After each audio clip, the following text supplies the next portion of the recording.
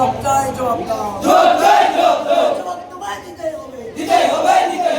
কলেজে দাদাগিরি মানছি না, মানবো না।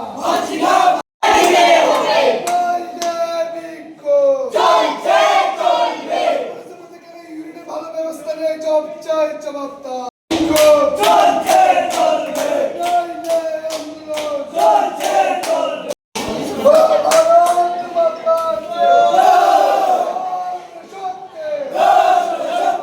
মানে স্থায়ীভাবে একটা পানীয় জলের ব্যবস্থা নাই, এখানে জলের ব্যবস্থা কেন দিয়ে করা হয়? যা আবার এক দুদিন থাকে, 3 দিনের দিন থাকে না কেন? জলের কেন? আগামী দিনে একটা বৃহত্তর আন্দোলন হবে। কলেজের মধ্যে কেন বিশুদ্ধ পানীয় জলের ব্যবস্থা নেই? জবাব চাই, জবাব দাও।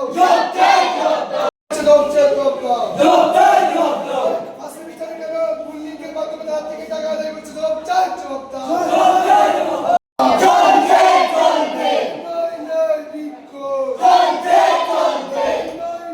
প্রতিবাদ জবাব দাও। জবাব চাই, জবাব দাও। জবাব তোমায় দিতেই হবে। আমরা বিভিন্ন সমস্যা নিয়ে প্রিন্সিপাল স্যারের সাথে যখন দেখা করতে আসি বা সাধারণ স্টুডেন্ট যখন প্রিন্সিপাল স্যারের সাথে দেখা করতে আসে, তখন দেখা যায় যে প্রিন্সিপাল স্যার ওনার অফিসে নেই। প্রিন্সিপাল স্যার প্রায়ই আমাদের রামকৃষ্ণ মহাবিদ্যালয়ের যে প্রিন্সিপাল রুম আছে সেই রুমে স্যারকে পাওয়া যায় না, আমরাও পাই না, সাধারণ স্টুডেন্টরাও পায় না। যার কারণে প্রিন্সিপাল না থাকার কারণে কলেজের যে সমস্যাগুলি আছে সেগুলি সমাধানের দিক আসে না এবং বারবার অখিল ভারতীয় বিদ্যার্থী পরিষদ মেমোরেন্ডাম জমা দিয়েছে কলেজের মধ্যে মেমোরেন্ডাম জমা দিয়েছে। কলেজ ক্লিনিং বা মেয়েদের জন্য যে বাথরুমের ব্যবস্থা সেগুলি খুবই খারাপ, নিম্নমানের।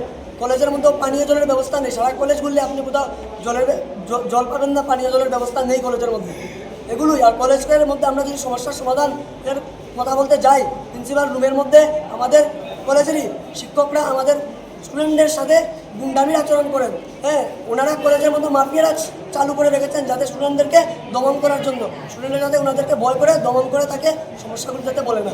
এগুলোই আমাদের দাবি যে সব স্টুডেন্টের কাছে যাতে টাকাটা ফিরিয়ে দেওয়া হয়, এটাই আমাদের মূল দাবি। যদি আমাদের দাবি পূর্ণ না হয় তাহলে আমরা আরও বৃহত্তর আন্দোলনে নামতে বাধ্য হব।